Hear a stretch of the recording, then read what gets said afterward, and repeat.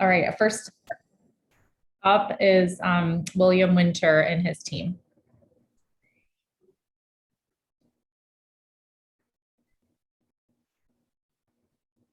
All right, can everybody hear me? Good. All right, wonderful. So I'm going to share my screen real quick here.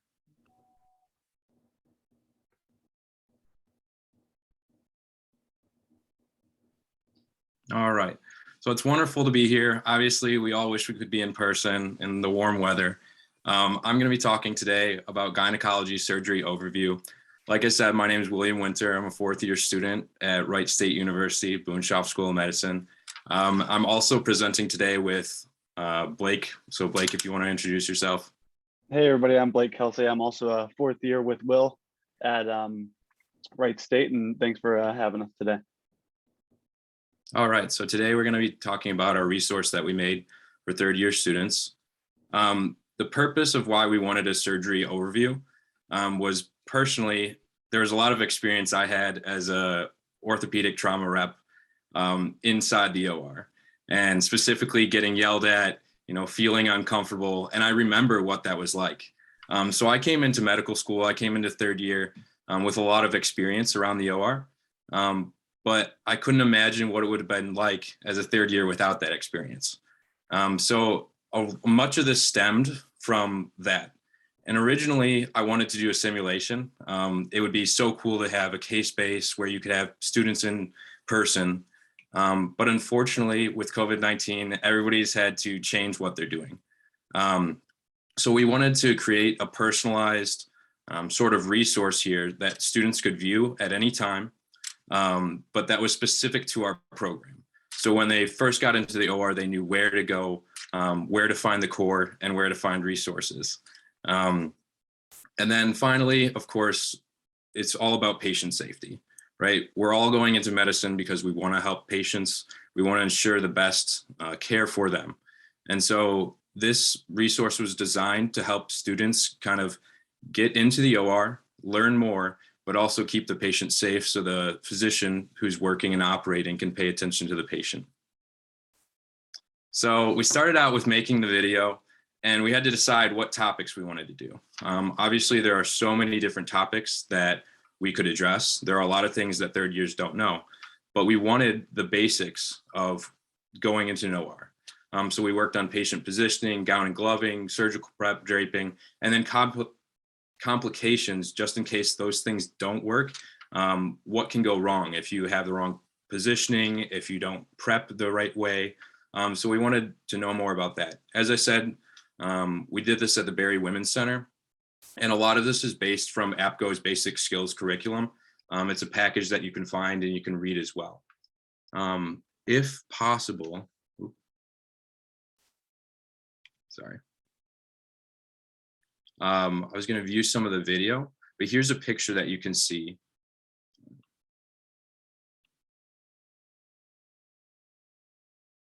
So hopefully this is loading. But essentially what we did was we shot it on an iPhone. We used iMovie, and then we created a skip over it. So we could splice out certain sections, pause it, and talk about what was happening during that. So here I can play a little bit, and hopefully you're able to hear it. Finally, it is super important to wear a surgical cap, mask, so we took students glasses that are comfortable through a day, through what a case would look like, getting there in the morning, what to do beforehand. Multiple times. Now Blake is finally ready to scrub in. He'll start by grabbing the appropriate soap, opening it, and finding the nail pick. Then he uses his knee to turn on the water and put the sponge underneath it. His fingernail before every stroke. Next, Blake will scrub each side of the finger to make sure all hand jewelry, like ring, by the scrub tech or dropped on the table, making sure that the wrap touches. So as you can see, this goes through fairly basic information. But it's stuff that we take for granted being in the healthcare field. And it's easy to forget the simple things that you had to learn. And so it's important that we did this, and we actually wanted to measure this data as well to say, okay, are we actually helping here?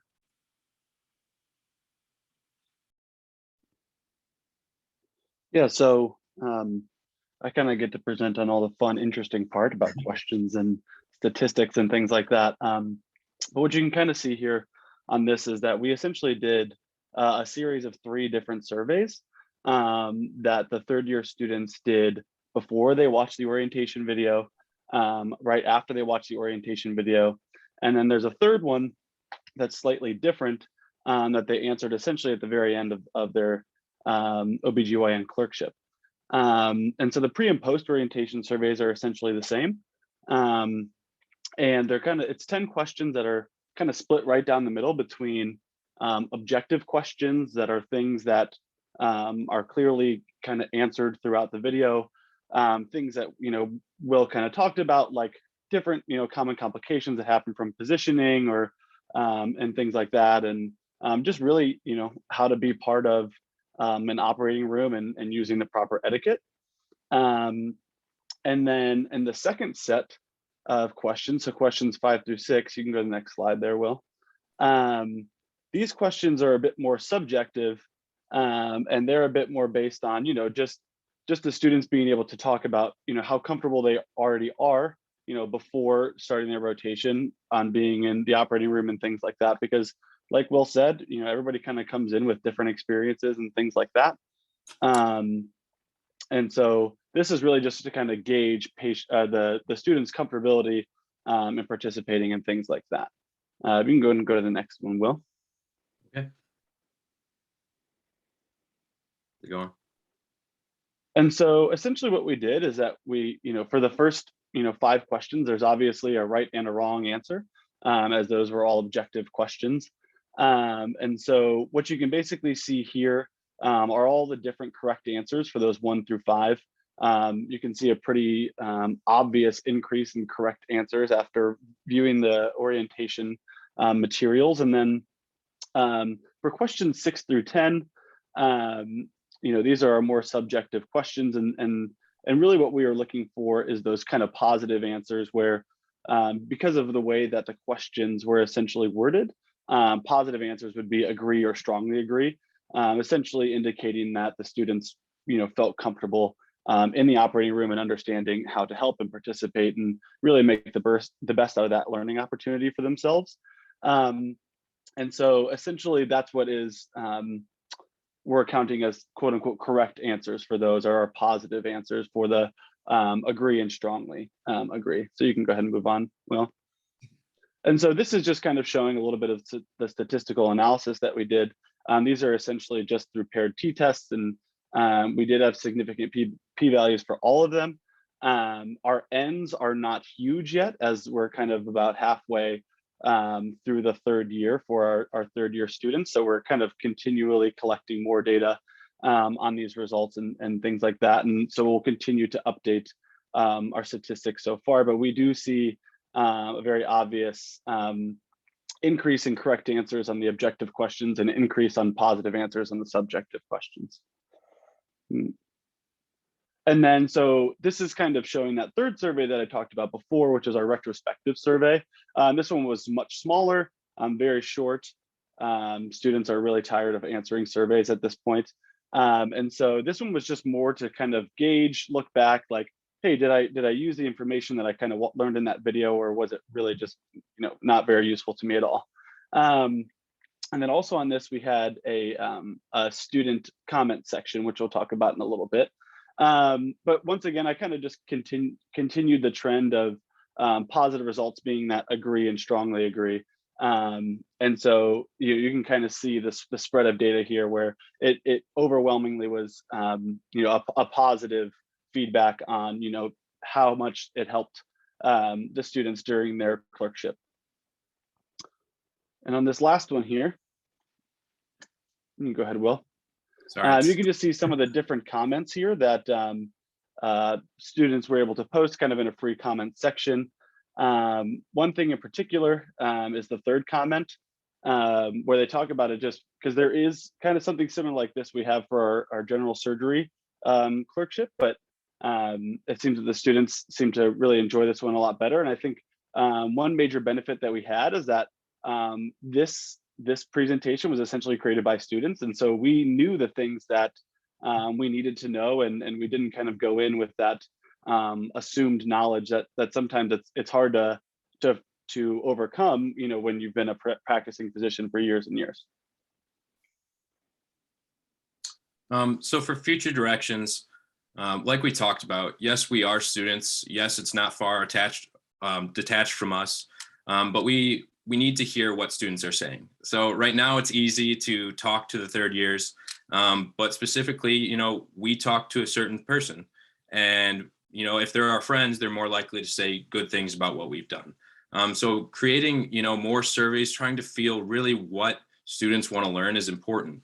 We also have the idea to ask the OR staff, like, what do you want students to know? Have you seen a difference from this year to this year? Trying to gauge really where we can help, where we can best benefit our students, our patients, and our colleagues. Originally, we wanted to do this in person. The whole idea was to do a simulation. It would be wonderful to be with our students. So if we can figure out a way to flip this back and forth as we get pulled in and out of orientation, we've had people that are, you know, we've started doing in-person orientations, and right now we're back out again. So being able to flip back and forth between these two things would be extremely beneficial. And then if we could make the video interactive, right? Rather than just, you know, talking at somebody, showing them what to do, allowing them to practice alongside us. That's kind of where we want to go with this. And then, like Blake said, increasing that N, increasing the sample size, so we can really see how our data is affecting each person. So a special thanks to Dr. Marilyn Kindig, Dr. Towers, the rest of the OB department for letting us use the third OR room, for the nurses who agreed to be in with us. Thank you so much, and we'd be happy to answer any questions, and I'm sure I'd be comfortable putting my email in the chat if you guys have any things that you want to reach out about how to do videos or anything else. Thank you. There's a question by Dr. Pathy in the chat, and just commenting that's very helpful, especially with remote learning. And then, is this applicable to your labor and delivery floor experience? Yeah. I think a lot of where I wanted to go with this is we do, Blake and I are also both involved in OB obstetrical emergency simulation.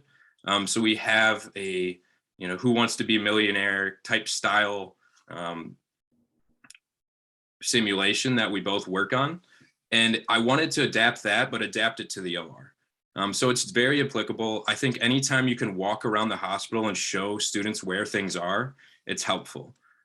So yes is the right answer for that. I had a question. Did you get any, you know, I know you said for the future, you'd like to measure what the OR staff and, you know, faculty, but did anyone just kind of subjectively come out and mention it, or, hey, the students this session were really prepared, or did you get any just kind of feedback, flyby feedback? I have not, Blake, I don't know. Yeah, no, I have not either, but that is kind of what we're hoping to kind of start gauging is if, you know, maybe not just data and students answering surveys, but, you know, do other personnel working around actually, you know, kind of see this as being helpful, and that the students are able to kind of be, you know, hit the ground running as opposed to kind of awkwardly standing in the way all the time. Mm-hmm. Dr. Pathy said, potentially you can use a QR code for students to give the feedback on the fly. That's a great idea. Yeah, again, as much as we can open that communication with the students, I think it's helpful for them, and it's also helpful for us as people trying to educate. I also like that you included just some basics that people may forget, remove jewelry, and because it's one thing to have your scrub technique perfect, but if you walk in chewing gum to the OR, you know, that doesn't set a very good tone. So this was really great, really great. I don't know if there's any other questions or comments from the chat. Looking forward to seeing the next steps of this. So thank you so much. Awesome. Okay, then let's move on, and Dr. Shefali Pathy is up next. And are you all set? Awesome. Great. Can you guys see our screen? Great. Yeah, we're good. Thank you. I thought that was a really Maybe nice. just check we're both. Can you hear us both? Good. Okay. Thank you guys very much. That was a really nice, innovative idea. And so we might chat offline about that. So, but thank you all for inviting us to talk. I'm here talking with, briefly presenting with my colleague, or former colleague, but life colleague, Julia Cron. And so thank you all for inviting us. We are going to be presenting very briefly on our WHAM, the Women's Health Ambulatory Manual at Yale. And this is something that we have presented previously at the program directors session over the summer, and an innovative idea that has been over the few years really in development to provide a resource for ambulatory learning. In the next few minutes, we'll briefly review sort of the historical part of it, and then show you how to use it and give you the information on how to log in.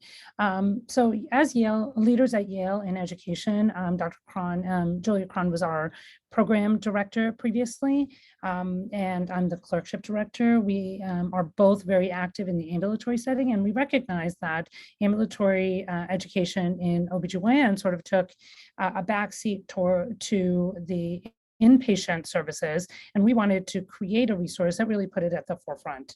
And so we created this manual based on an established manual in other primary care areas here at Yale.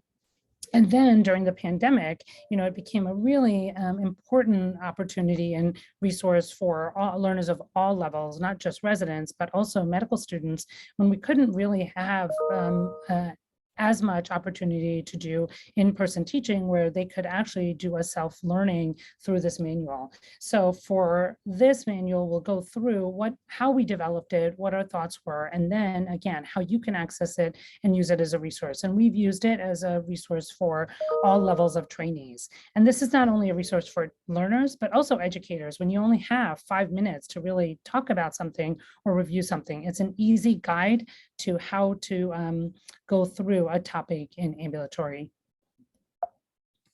Oops. We have no financial disclosures. And here are the learning objectives. So I'm going to pass it over to Dr. Cron.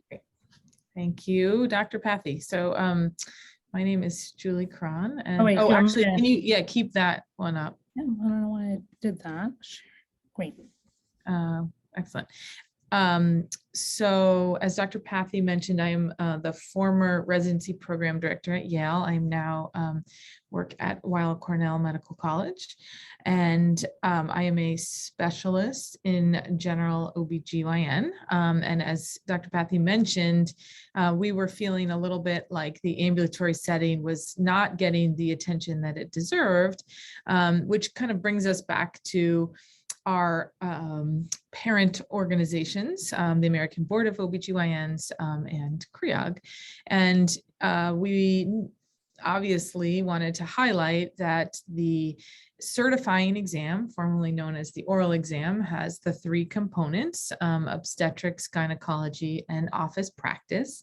As we are both examiners for this, we felt that our trainees, including our medical students and residents, should have as much exposure in the outpatient setting and as much didactic teaching as possible in that way. So we went back to the APGO basics and said, okay, we need to really focus on office practice. Next slide. Similarly, probably everyone in this Zoom has seen the CREOG flower, but some of our trainees are not familiar with it. So we wanted to highlight that office practice is a key component of the CREOG flower and includes all of the subspecialties of OB-GYN, as well as many of the components that are important for specialists in general OB-GYN. Next slide, please. So we were inspired by our colleagues in pediatrics and also the internal medicine primary care residency, as well as members of the Med Peds residency program. Many years ago, the pediatrics residency, as well as the internal medicine primary care residency, developed these manuals based on outpatient medicine, and they were case-based, and they came to us and actually asked us if we would be interested in developing a ambulatory women's health manual. And this is something that they started many years ago, and it is quite robust, and we were inspired by them. And of course we said, sure, we would love to participate. So that was the kind of genesis of our project. So we went back, as we always do as program directors, back to the ACGME and looking at the milestones. And we thought it would be most useful to make our curriculum a case-based, milestone-based curriculum. So we looked at the Kriag flower at the many different topics, and we did an informal survey of our trainees to see which topics they felt that they were lacking in knowledge and which things would be beneficial for them to be emphasized. And we made cases that are leveled based on the ACGME milestones. And what we've found is that we've gone through, the idea is that, the level 1 questions are appropriate for our med students that might be in the ambulatory setting with us, and then progressively increasing to the level 4, level 5 questions. Actually, we don't have any level 5 questions, just the level 4 questions seem to be most appropriate for our chief residents. So it was really a great way to incorporate all the learners that were in the clinical setting with us. What we want to do now is kind of just show you an example. So the topic was aneuploidy screening. This was something that I did with one of our chief residents, and we went through and created a case and then did all of the questions based on levels. I want to highlight that we had a trainee author as well as a faculty author for all of our topics. So it was a great way to incorporate some scholarly work with our residents. Next slide. So this is just the leveled questions that we developed based on the topic of aneuploidy screening. I think I'm going to pass it on to Dr. Pathy, and I'm sorry, I don't know if you can hear that, but my computer, okay. Sorry about that.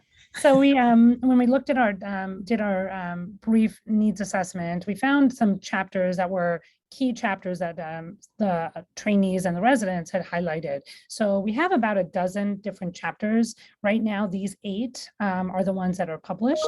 And we have a few more in the parking lot that we were really trying to review. So a couple things about it, as Dr. Cron had identified, that it's really a resident and a faculty member. We've included some of the fellows.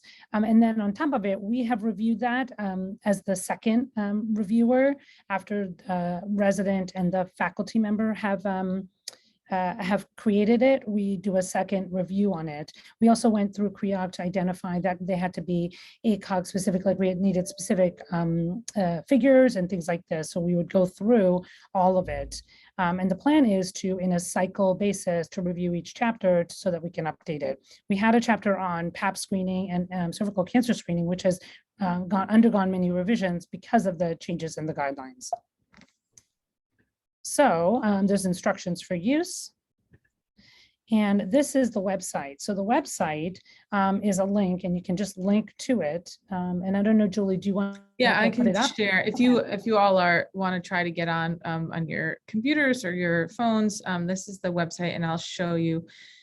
All right. Yes. The only one thing I'll say is there is a login. There's a moderator and a student site.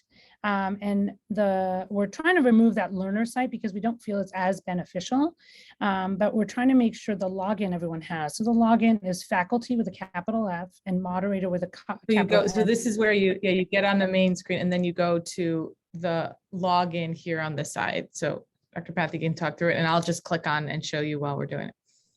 Great. So when you click onto the moderator site, You'll click onto it. It gets to a password. So you need the login, which is faculty with a capital F. And then the password is moderator with a capital M. And so we already have it programmed in our phone. And Yeah, then sorry, mine's already programmed in, so it won't let me show you exactly how to log in.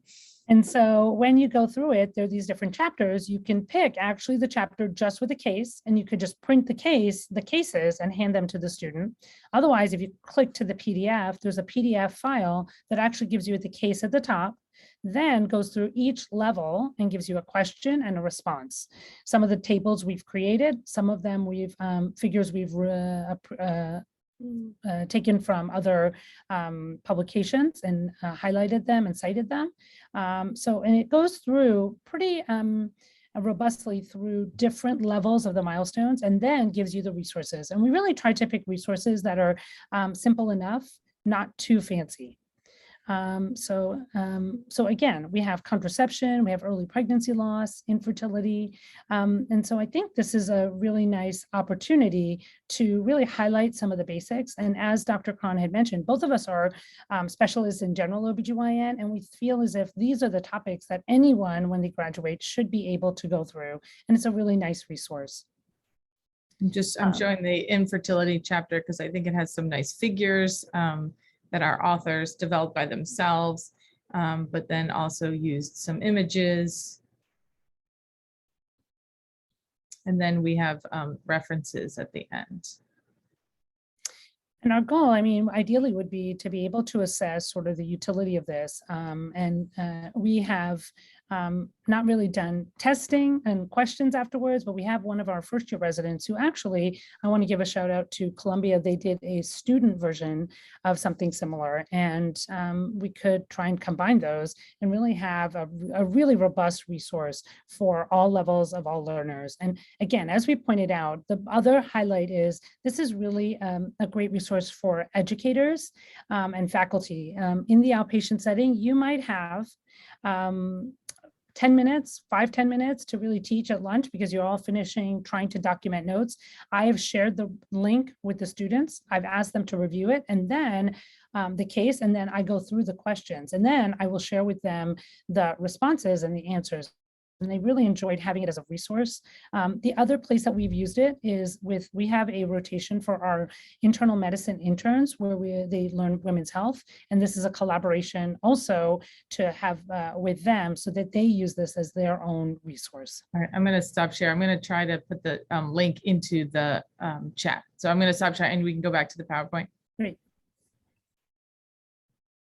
Let me go back.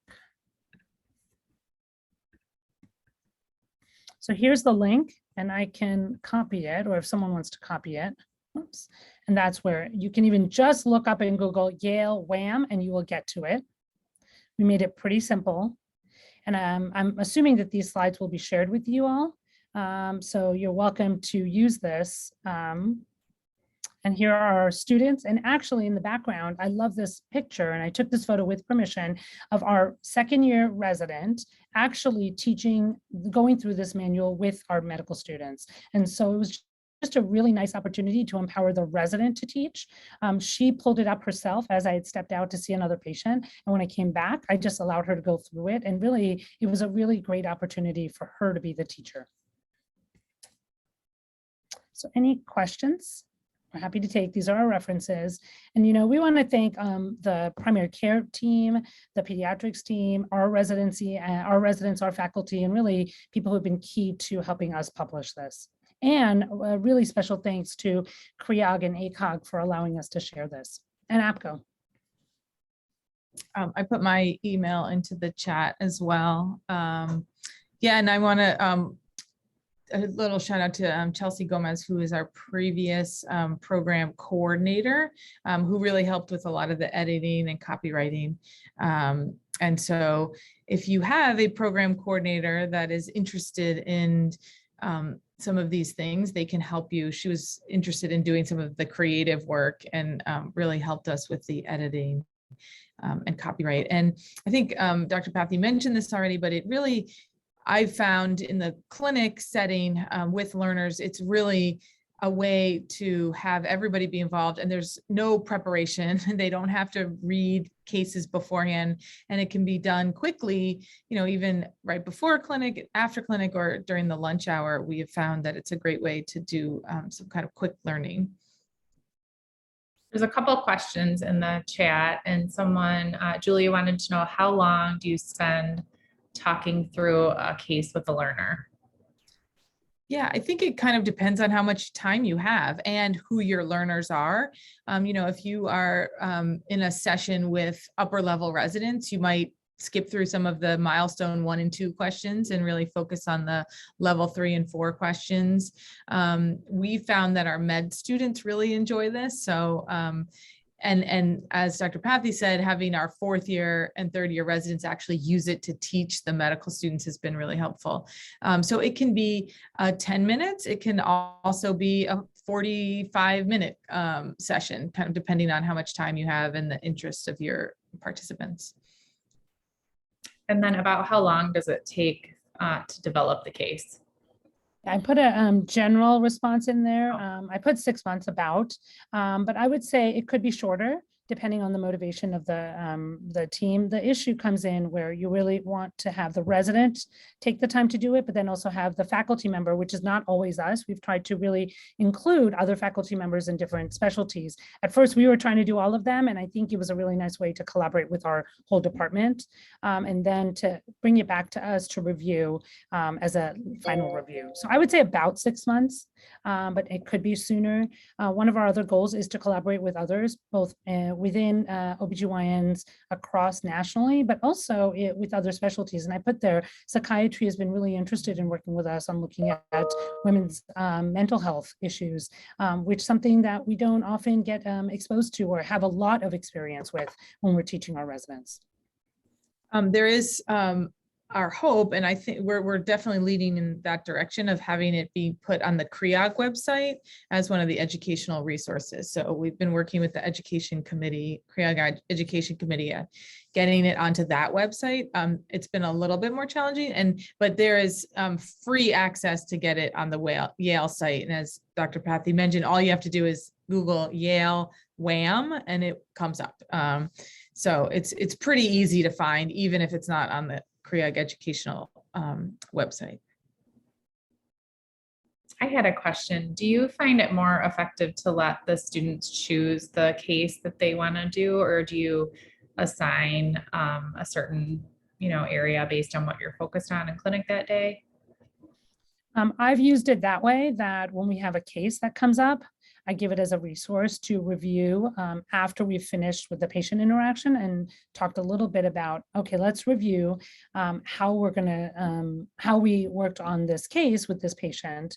I've also done it when there's a lot of downtime. I've actually chosen a topic or had them choose a topic if they haven't. So I think you could do it either way. I do like to relate it to the cases that have come up because I think it really formalizes a little bit more and embeds some of the information. That's great. I think importantly, it doesn't require any prep from the learner standpoint. And actually we've said to the students, don't feel like you have to know all the answers. Let's go through it and we can think through it. And I certainly love it from a standpoint of, multiple levels of learners, because I think everyone's always looking for effective tools, especially with so much virtual learning. So this is awesome. Well, thank you for having us. This is a really, we're happy to share and would love to hear from you guys if there's any questions. We have received some emails from program directors, but we would love to hear from other people. Great. Any other questions for Dr. Pathy, Dr. Khan? Thank you so much for having us. You are very welcome. Thank you. So with that, why don't we go to Dr. Jansen and Dr. Chrisman. If you are ready, we'll get you started, and I'll also let you introduce yourselves and take it away. Great, thank you. Can you all hear me? Okay, great. I'm Shay Jansen. I am a first-year resident at Indiana University. Dr. Chrisman, do you want to introduce yourself? Sure, absolutely. So I'm Megan Chrisman. I'm the apprenticeship director at IU, and Shay worked on a couple different projects for us when she was a student, both a third year and a fourth year. And we were just interested in showing this kind of new tool here. But IU is one of the largest medical schools in the country, and we have sites kind of throughout the state. So we wanted to come up with tools that would be useful for asynchronous learning. Thanks. So this presentation is about a video on oxytocin, a history and overview, and it uses the whiteboard animation style of presentation here. In this presentation, we will overview whiteboard animation and what that entails. We will provide this example video, and it's again about oxytocin, a history and overview, and then we will have time for questions and discussion, and we have nothing to disclose today. So whiteboard animation is an up-and-coming style of education. It engages storytelling, which is a well-understood tradition that is cross-cultural, and it's universal to most people. You know, as children, we start listening to stories and hearing stories, so it's just innately really helps engage learners in listening, and it places the viewers in a narrator role, and so that is just another way to engage them. It provides a form of literacy that engages both visual and auditory stimuli, which can be helpful for learners who really like different modes of learning. And it presents information that is complex with a very basic framework of visual understanding of the information. So it really is helpful in simplifying some more complex concepts. It has been demonstrated to improve short-term retention of medical student knowledge. There are a couple studies out there that have demonstrated this. There's one published out of Queen's University in Canada in 2016 that had a whiteboard animation about infertility, and students who learned with that method had an 8% improved scoring on their assessment than students who did not have that tool. And there's been some other studies with similar results. And students subjectively have reported that these presentations are helpful in gaining knowledge and understanding texts and clarifying concepts, and that they also find them more engaging than some other forms of learning. So now we will talk about this video, the oxytocin, a history and overview. It's pretty simple to create these videos. All you need is an iPhone that can create a video content using a mount to capture the video component, and then also an auditory component just using voice recording. And then we just used iMovie editing system to compound this resource for the final product. So I will now show you a segment of that video.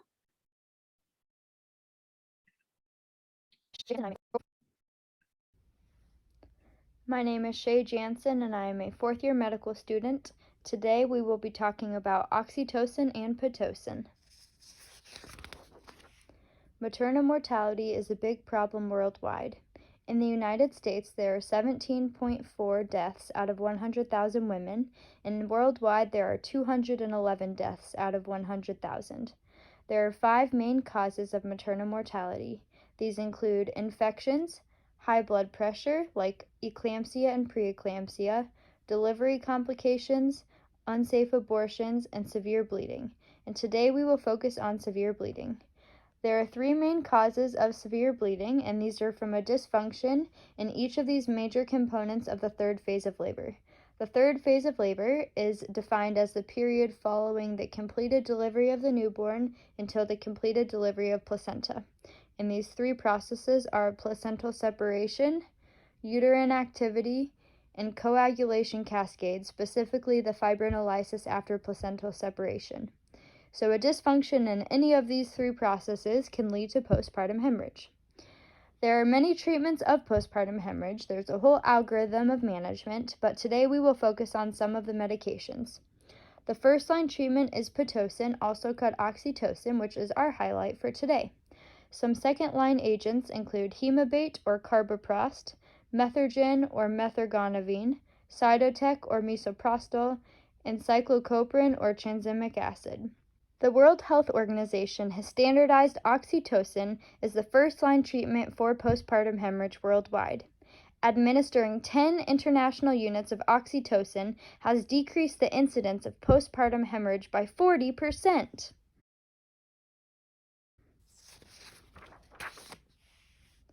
So what is oxytocin anyways? Oxytocin is a polypeptide, More specifically, it's a 9-residue cyclic peptide. It has the chemical formula C43H66N12O12S2, thinking all the way back to those chemistry days. And here is what it looks like all written out.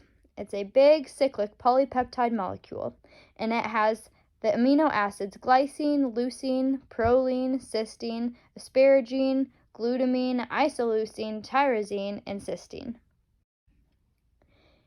In our bodies, oxytocin is produced naturally in the supraoptic and paraventricular nuclei of the hypothalamus. It is then excreted down through the posterior pituitary. Oxytocin can also be made synthetically, and this is called pitocin. This is a great moment to pause and take a second to identify what is the history of oxytocin. Where did it come from anyways? The history of oxytocin began all the way back in 1895 when Oliver and Schaefer discovered the first biological effects of the pituitary gland. They found that extracts of the pituitary, when injected into mammals, raise blood pressure. Let's move forward to 1909 when oxytocin itself was discovered by Sir Henry Dale.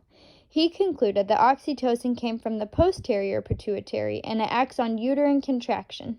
He found this to be true in pregnant cats.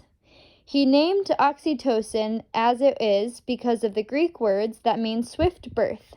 He was also awarded a Nobel Prize for his work on this. Move along to 1910 when Ott and Scott found that the posterior pituitary hormone oxytocin also caused milk ejecting. Let's keep moving forward to 1954 when an American biochemist by the name of Vincent du Vigneault was the first to describe the octane-tide-amide with hormonal action of oxytocin. 1 year later, he was even able to synthesize this polypeptide, and it had the same melting point, crystalline form, infrared pattern, and pH as natural oxytocin. It also possessed the expected oxytocin activity of uterine contraction on an isolated rat uterus, and it was fully effective in stimulating labor in humans, and it even possessed the milk-ejecting activity in humans.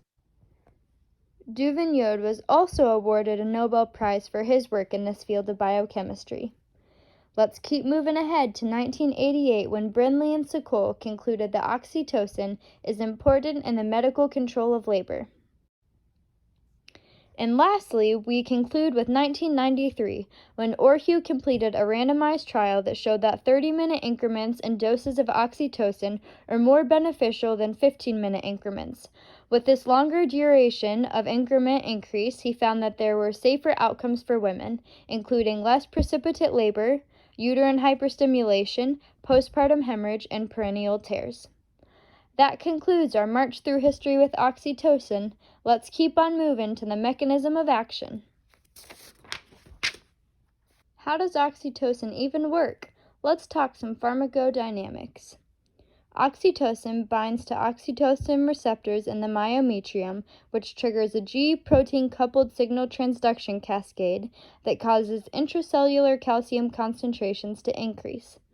This activates myosin light chain kinase, which induces formation of contractile protein actomyosin. Oxytocin has specific receptors in the muscle lining the uterus, and the receptor concentration increases greatly during pregnancy, reaching a maximum capacity in early labor at term. It also contracts myoepithelial cells surrounding the alveoli of breasts, forcing milk from the alveoli into the larger ducts and facilitating milk ejection. And third, it does have some minimal antidiuretic activity because it is relatively similar in a molecular form to vasopressin. Because of this, you have to watch out that water intoxication is possible at high doses. Some less typical actions of oxytocin include that it plays a role in erectile response, ejaculation, bonding, feeling love, and trust.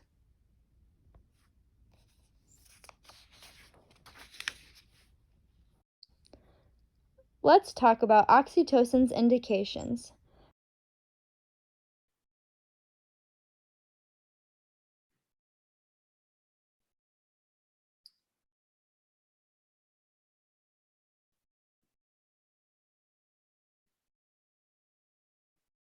So that was an overview of what that video looked like. Let me now go back to sharing my PowerPoint presentation.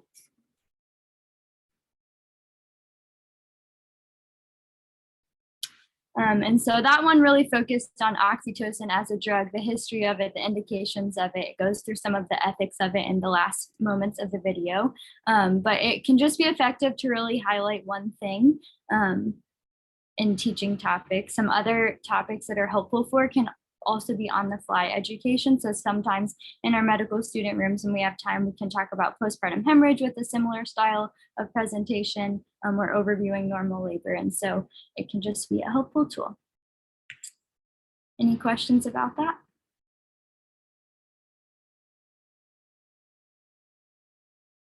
There was one question in that chat if there was an Android equivalent.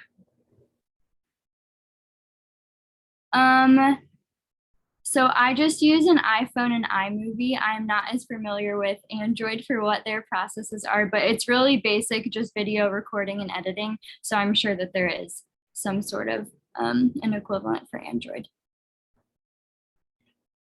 And then any thought to adding some high yield questions to the video? I think that would be a great idea. I think that's another helpful way to engage students, is to have them think also throughout an educational presentation. I think that's really wise. It's a great idea. And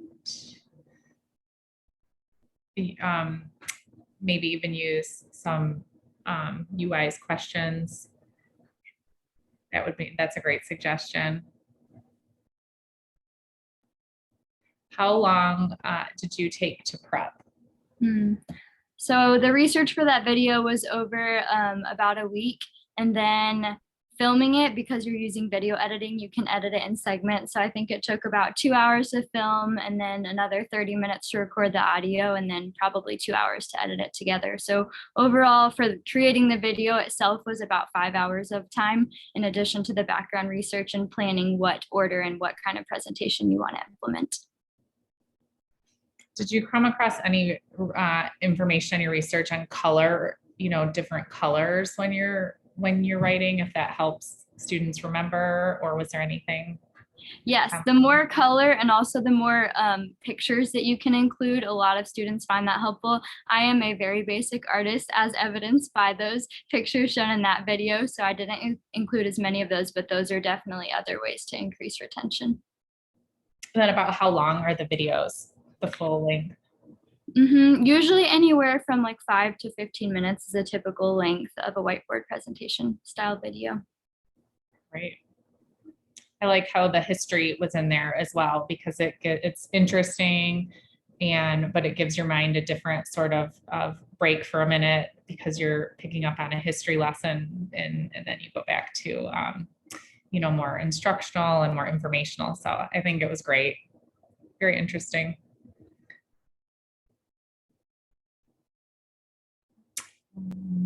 Just looking at the chat here. It's been helpful to the group. And then Dr. Pathy said, is there somewhere these can be posted so we can have access? Yes, I can post the link for this specific one. I'll put it in the chat. Thank you. Any other comments or questions? I got everything in here. That was really great. Thank you. This has been just a really terrific session. So thanks all the participants. And we will, if there's anything that you want that you didn't get from the session or any links, feel free to look on the website, or you can email me and I'll make sure that you get that. I just wish we could go outside now and be in sunny Florida. That's our only want at this point. Well, I wonder, some people might be in sunny Florida or somewhere sunny. As you can see, the sun just came, even though it's 12 degrees where I am, the sun just came in my room. So I guess very timely, right? All right. Thanks for posting that, Shay. All right. Well, I think if no one has any other questions, we can wrap this session up, and there's one workshop left. So we'll see some of you in there. Okay, thank you. Bye.